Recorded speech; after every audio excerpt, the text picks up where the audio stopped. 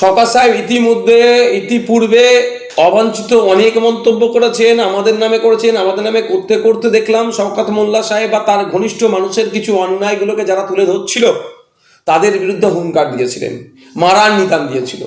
আজকে খবর পেলাম হাতিশালাতে, যাকে আমরা 6 লেন বলে জানি, সেখানেও আশপাশে এলাকাতে একটি ডিজিটাল প্ল্যাটফর্মের সাথে কাজ করেন এক সাংবাদিক, তার উপরে আক্রমণ হয়, যেখানে শওকত মোল্লা তার অদূরেই ছিলেন। আমরা যতটুকু খবর পাচ্ছি শওকত মোল্লা বকলমের নেতৃত্বেই আক্রমণ হয়েছে, কারণ ইতিপূর্বে বলেছিল এটা হয়েছে।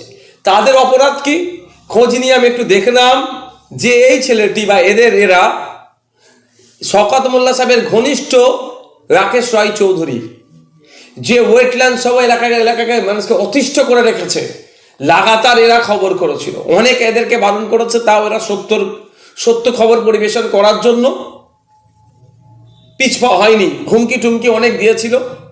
অবশেষে দেখলাম এর উপর আক্রমণ হয়েছে, প্রাণঘাতী হামলা চালিয়ে।